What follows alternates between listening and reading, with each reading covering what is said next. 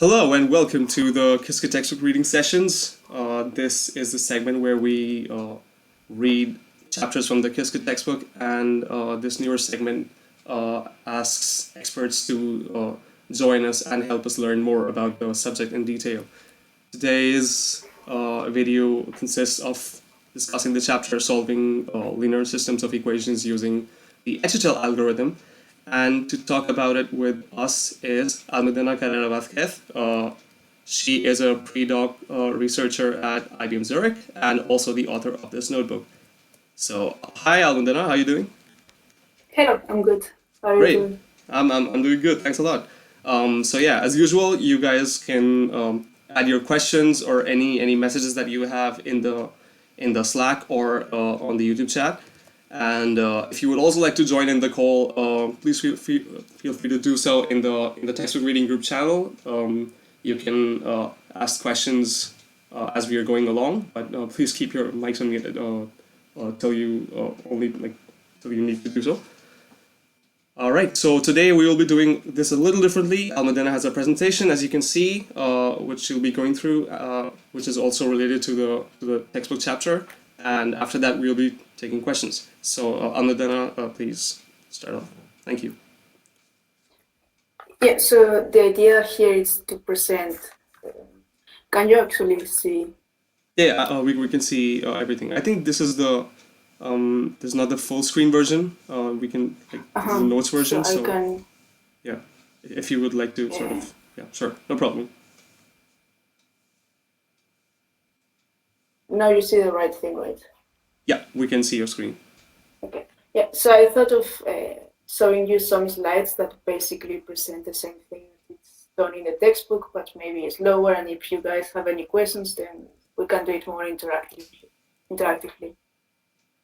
So in case you don't know, the HHL is an algorithm that started originally in this paper from 2009, and that's why it's called the HHL, and that's due to the authors, that's Harold, Hasidim, and Lloyd. And so what do we do here? It's solving a system of linear equations with a quantum computer. And starting from the very basics, what a system of linear equations, like from high school, you might think of something like this. But usually we use a more compact notation, and that's by writing the coefficients of the unknown variables into a matrix. Then we write the unknown variables into a vector and the right-hand side into another vector. And that's where we get this notation AX equals B. So now the problem is we are given a right-hand side B, a vector, and a matrix A, and we want to find another vector X that solves this equation. But there is one important requirement, and that's that first, A has to be Hermitian, otherwise the quantum algorithm is not going to work. And secondly, it's got to be sparse. And sparse meaning that the rows and the columns have many zeros or not many non-zero entries. And now classically, the best methods can solve this system in polynomial time in the size of the system, that's n. And the quantum algorithm, they solved that they could do it in logarithmic time in the size of the system. And this means an exponential speed up. And before going into the problem, one important thing is that to solve things with a quantum computer, we have to encode into quantum states. And to do that, we use this notation. And this is going to be important because we don't have the original problem anymore, but we've got a normalized version of the problem because quantum states have norm 1. So we need to divide everything by the norm of P, and the solution is going to have norm 1 in the end. So we have to be aware of this if we want to recover the real solution. Now, if you remember from the textbook, there is a bit of mathematics, and that's because in order to understand what's happening in the algorithm, we need to understand a bit of the mathematics behind it.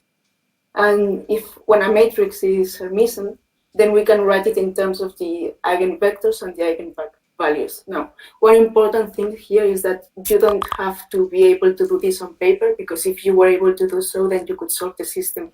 But to see what's going on with the algorithm, it's better to write everything in this notation. And why is that? Because then the inverse of the matrix can be just written like this, just taking the inverse of the eigenvalues. And if we write the right-hand side of the equation in these eigenbases, like this, then the solution is going to look like this. So the goal of the algorithm is to output a quantum state who is representing this vector. And so far, are there any questions? Because now we will go into the structure itself of the algorithm. Okay, so for the algorithm, we are going to use 3 registers. So the bottom one, it's going to have what I call NB qubits, and NB, 2 to the power of NB, it's the size of the system. So at the beginning here, we are going to encode the right-hand side of the equation, and at the end of the algorithm, hopefully, we've got a quantum state representing the solution to the system. Then this middle register here, at the beginning and at the end of the algorithm, is going to be in the 0 state.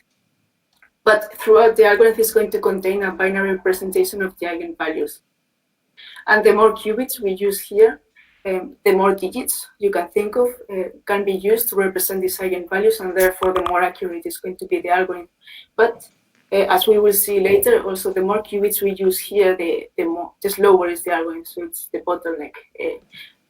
How long you use, how long you make this register, the better is going to be the solution, but also the longest is going to take the computation. And finally, this qubit here, it's like you can think it as a flag qubit, which can be either 0 or 1, and it's going to tell us whether the algorithm was successful or not. So if at the end we see a 0 here, it means that the computations went wrong, to say it some way, and we need to repeat it. And if we see a 1, then we've got here the right-hand side we are looking for. So that's this means that the algorithm is probabilistic. So yeah, sorry, go on, please. No, do you have any questions? No, I didn't have any questions. I was Okay. yeah, I was just experiencing a little bit of delays on my my video end, but it's all right. You can please continue. Okay, so the first step is to load our right-hand side vector, and that's what I called here this module called load B. And one important thing here, I wrote it as a box, and if you read the detailed paper, it's mentioned that you can do it and so on. But in reality, that's one of the open problems in quantum computer. How can you prepare a state? And if you go deeper into the mathematical details, it might determine what kind of systems can you solve or not, depending on what's the norm of this vector and other things. But for now, let's leave it as in a black box. Here we just prepare the state, and then the state of the whole of the 3 registers is going to look something like this when you write it in the eigenbasis of A. So the second step is to perform a quantum phase estimation with this matrix here. And what we obtain is a binary representation of the eigenvalues. And here, as I said before, the more qubits we use, the more digits we have to represent these lambdas, and therefore the more accurate it's going to be. And the next step, once we've got these values here, if you remember, the solution to the system, we wanted these values as the inverse here. So that's done with some control rotation, which I'm going to leave as a black box as well. And here what we obtain is the lambdas as the amplitude here. And that's where we see that we might have something that looks wrong and something that it's what we are looking for. And that's the 0 and 1 that I mentioned at the beginning. And finally, we want to uncompute these qubits. So that's the inverse of the QPE. That's where we obtain the lambdas here. So now we uncompute it and it's back to 0. And finally, we measure this flag qubit. So if we see a 0, then we've got something that we don't want. And if we see a 1, then we've got the solution to the system, which is what we were looking for. And as I said before, if we see a 0 here, then we will have to repeat this part until we see a 1. And something interesting is that the probability of seeing a 1 here, that's the norm of the vector. But maybe we are not interested in the norm of the solution vector, but we want to compute something else out of the system. And that's by adding some gates. However, classically, when we put the system into a computer, we get a full solution vectors. That is, we get all the components. However, with a quantum computer, that's not possible, because if you output all the components of the vector, then you would need 2 to the power of n measurements, and then the exponential speedup is lost. But you can compute some functions, like the average of the entries or something else. And that's done by adding some gates and adding some measurements here. And as I said before, even though these are all black boxes, all of these are non-trivial black boxes, and it might determine what can you solve or what can you not solve actually with a quantum computer. And that's for the structure of the algorithm. And now just one mention that it's on the textbook, although it corresponds to a different paper, a different chapter. That's the quantum phase estimation. So just to recall it, what it does is we give it a unitary gate and then some eigenvector, and it outputs a binary representation of the eigenvalue. So if we do it with our state of the quantum computer at that point, and we use as the matrix this, then what we obtain is a binary representation of these lambdas. And this is, here we can see why this is the bottleneck, because there are 2 to the power of n times that we have to implement this. So that's 1 here, 2 here, and 2 to the power of n minus 1 here. So combining everything, and we get 2 to the power of n implementations of this you get, and this might be the bottleneck of the algorithm. And it's what's called the Hamiltonian simulation problem, which is another non-trivial problem to be solved in the algorithm. And that's about what I wanted to say about the textbook. And maybe now we can go to the questions. All right, thank you. Thanks a lot, Almudena. I did have a question about the Hamiltonian simulation problem. If you could just repeat that one more time. I sort of missed that part, so if you could just, yeah. Okay. Okay. So here we need to find a circuit that simulates this matrix. However, this is an open problem in quantum computing as well. How do we do it? And furthermore, we don't have to do it just once, but we have to do it 2 to the power of n times, where n is the number of qubits we are using for this register here. So it might be a problem. And it's actually the main, the bottleneck of the algorithm. Got it. Okay, if anyone has any questions, please feel free to add them to the YouTube chat.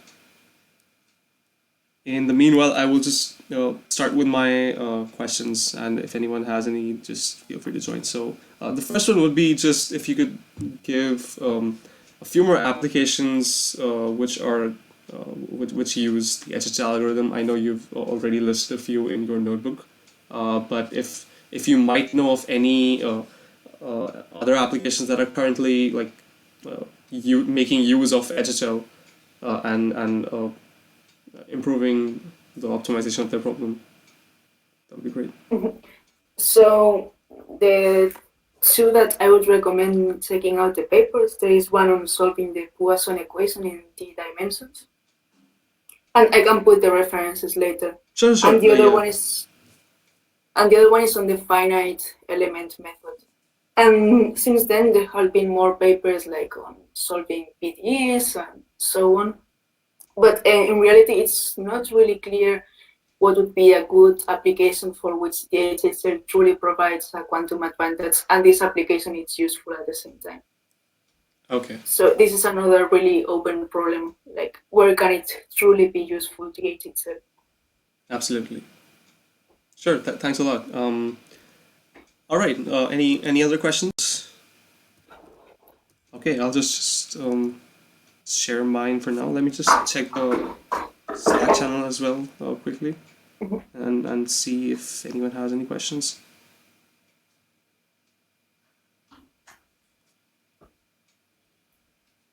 Sorry for the delay. I seem to be having some technical difficulties. I'm sorry. Yeah, just give me a second.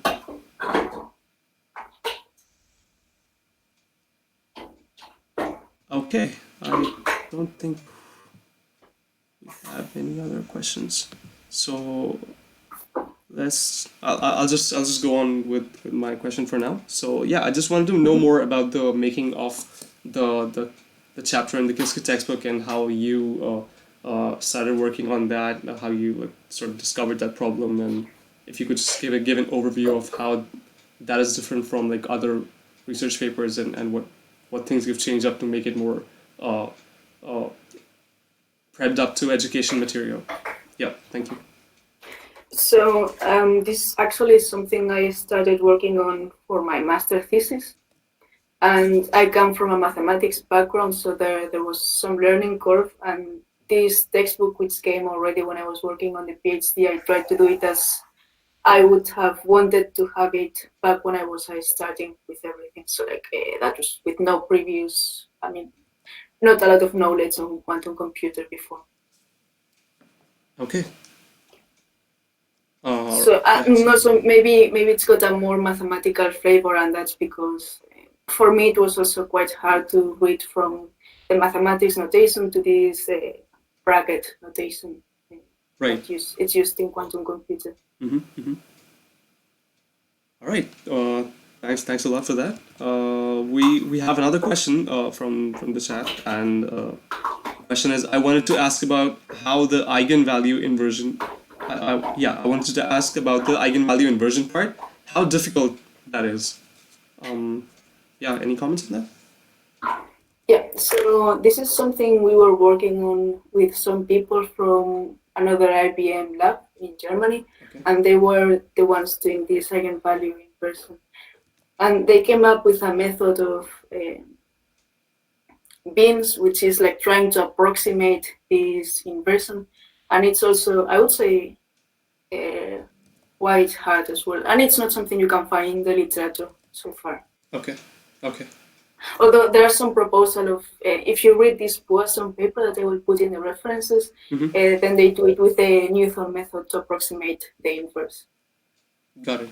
So I hope that answers your question. And if you would like to know more, just check out the references in the textbook chapter. Huang Junia has a question. He says, "Hi and thanks for the presentation." And his question is if you can share your experience of developing the notebook. And he asks if I want to adapt a quantum algorithm from a paper using Qiskit, how should I start? A quantum algorithm from a paper using Qiskit. Yeah. If he wants to adapt a quantum algorithm from a paper using Qiskit, what's the best way, or what's a good way to that you would recommend to go about it?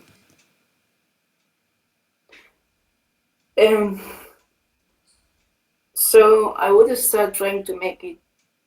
So I always try to think it as try to explain it to someone without any knowledge, because maybe there you realize that's where you can define what are the basic parts and so on, and maybe where it's where you need to get more detail that maybe you don't need to explain it in the textbook or things like that. So always like try to explain it to, if it's possible, to someone who has no previous knowledge. Okay. At all. All right. So do you recommend like just starting to check out similar implementations, or something on those lines? I mean, if there doesn't exist, sorry, go on, please. Yeah, if it already exists, then of course I would start taking some already existing implementations. Mm-hmm. But let's say there is no, like, this is a novel procedure and you want to write it out in code and something like that. Not exactly code, but maybe just like go around and develop a framework of how you can work with a team and implement it. Then I would try to find what are the kind of the most general blocks, like in what I presented, these black boxes. That's kind of the most general big blocks that you can divide the algorithm, right. And then go deeper in detail. Understood. Okay. Okay. Here's an interesting question. Have you heard about the variational quantum linear solver, and what do you think about that? Because we did that talk yesterday on our chat. So any comments on that? Yeah, I know there is a paper and I haven't read it in detail, but So right now I'm more interested, to be completely fair, into analyzing the errors of the algorithm.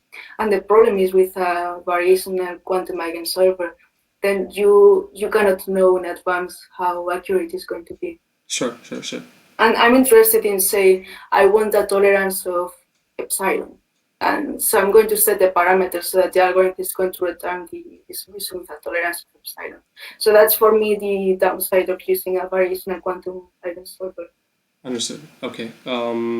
Next question would be if you have any suggestions on running algorithms on NISQ devices, and you mentioned about how to do transpilation and error mitigation. Can you elaborate a bit on that? Yeah, so if you want to run a circuit on real hardware, then as it's explained in the textbook, you will have two sources of error. One is readout, and then there are some Qiskit methods already implemented where you basically prepare all the basis states and then you measure, and that's how you check what's the readout error from that device. So that's on one side. And on the other side, there is the physical errors. And those come mostly from the CNOT gates, that's the 2-qubit gates. And one way of trying to get rid of these errors is through Richardson extrapolation, and that's the 1, 3, and 5 CNOT scheme that I described. And basically what you do is you first run the circuit as it is, then you run it a second time with wherever there was a CNOT, you put 3, so mathematically it should be the same circuit, but in practice each CNOT you're adding some more noise, right? So you are going to get a more noisy solution. And you do exactly the same, but replacing every CNOT by 5.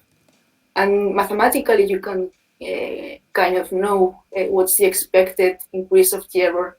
And therefore, you can use these 3 results to combine them and try to extrapolate the final error to the 0 limit. So that's trying to find a result without any kind of noise. Right. And that's what's described in the notebook. Okay. I'm not sure if that answers the question. I hope that answers your question, Junier. If it doesn't, just let me know in the comments here. I had another question. Did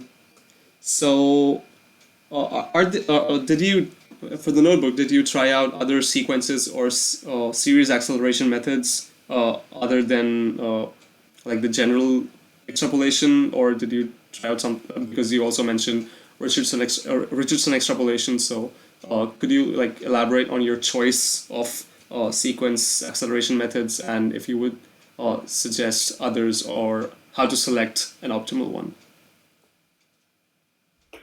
Was that clear, my question? Yeah. Okay. No, so in the paper that I cite myself, it's something I've been working at. It's using Richardson extrapolation for the quantum space estimation. But that's something different, and what we are trying to show is that there is another way of doing this HHL thing. But I haven't tried myself other methods, which for sure there might be other ways to accelerate it. Okay. So yeah, also sorry, go on, please. I mean, I would say also for each single block of the algorithm, so that's Hamiltonian simulation, the state preparation, and so on, you can try to find the most optimal methods to do so, or try to combine different ideas to see what would be the most suitable. Okay. Yep, sounds good. Right. I also wanted to ask if there are like currently ideas or discussions in like academic circles or research groups where we can optimize a quantum circuit for a problem of any form, not just A, B, B, A, and parameterized vectors, but any form, and still have like high degree approximations of the solution. Yeah, I know there are people looking into the problem of just trying to optimize the circuits, or just trying to approximate maybe the matrix of the circuit with some circuit and so on. But I myself am not that deep into those discussions. Okay. Yeah, that's fine. So, all right. We have another question. How did you get into quantum algorithms research? And if you have any tips for people who want to do the same, and if you have any recommendations for learning resources, from mine, that's not just for the HHL algorithm, but for like quantum computing and quantum algorithms in general, if you have any recommendations. So in my case, it all started the second year of my university studies because I was reading the Code book by Simon Sain, and I think around the last chapter he mentioned something about quantum computing. Okay, so that is was that a kind of quantum the mechanics book? Is that a quantum mechanics book? No. It's just like some book on. It's called the Code books. I think it's on cryptography. Okay, okay. I'll check it out. Okay. It was a bit random anyway. Okay. And after that, the third year of my university, they offered some quantum computing course. But after that, I went into a mathematics degree and kind of forgot about that part. And then the master thesis, I saw this offer and doing it on the H itself. That's how it all started. Okay. All right. That's pretty cool. And if you have any recommendations? It's probably you heard about it because it's the Bible, but I would recommend the quantum computing book by Nielsen and Swan. Because even today I'm using it. Yeah, it doesn't matter what you want; it's always there. It's a pretty strong resource. Like everyone in the circle recommends it, no matter what. Yeah. This is kind of like the Donald Knuth of quantum computing. Yeah, and also if you want something more advanced that maybe was newer and it's not in that book, please. I would recommend checking out master thesis. Because in my opinion, those are the best ones explained if you don't have much knowledge before than going into some paper that usually assumes you know a lot and leaves out a lot of details. Right. All right. I will definitely check that out. And if I can get any more resources from you later, that will be great. And I will be sure to share them. Thanks a lot. Do we have any other questions? Okay, Giovanni has a question. I know that a potential approach for doing the eigenvalue inversion is based on a digital to analog conversion based on Cray gates. Is this currently the most general approach for solving a linear system with HHL? And how much large are the errors with this strategy? Thanks in advance. I haven't checked that method myself because we were focused. So from my side, I was more focused on how to optimize this quantum phase estimation because it's really the bottleneck of the algorithm. Sure. But that would be interesting to check as well. Okay. Any resources that you would like to recommend if we want to check that out? Any papers you might have heard of or anything that you would recommend regarding that? No. So if you want to check the error analysis on the HHL, I would go either for the original HHL paper where you can put they kind of take into account that if you do something approximating what's going to be the overall error, or the Poisson paper that I will give you the reference later, they do a quite nice error analysis of the algorithm. Sure thing. So there is where, if you've got your own method, you can try to mimic their analysis to obtain the same thing. Got it. Thank you very much. Yeah. So next question is, what are you working on right now? What is the most exciting area of quantum applications for you? For me, it's really to try to analyze whether there is truly a quantum advantage. So taking into account that the state preparation might be probabilistic, that the errors and so on. So I want to make it really, really thorough.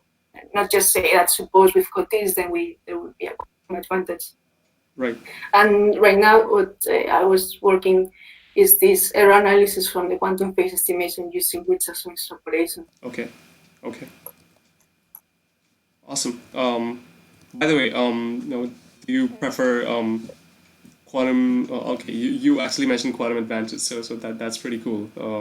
I thought I should bring that discussion up regarding quantum supremacy and quantum advantage, but quantum supremacy, don't know, but I look more into quantum advantage. That's whether you get a true speed up or not. How are they different? So quantum advantage is like true speed up, and the other term, in your opinion, would be? I'm not sure because different people call quantum supremacy different things, and regardless of what you call it, in the end you will always need a classical computer. So that's correct. I would never say. Just call them NISQ devices. All right. Hybrid devices. All right. I think that's all the questions we have. If you guys have any more questions, please let us know over here. We still have a few minutes. Do we have a few minutes? Almudena, do you still have a little more time? Yeah, I'm not supposed to go anywhere. Okay, okay, of course. Okay. Any other questions? I seem to be having some errors in my live stream, so I'm sorry if I miss out on any questions. I'm having trouble streaming this thing, so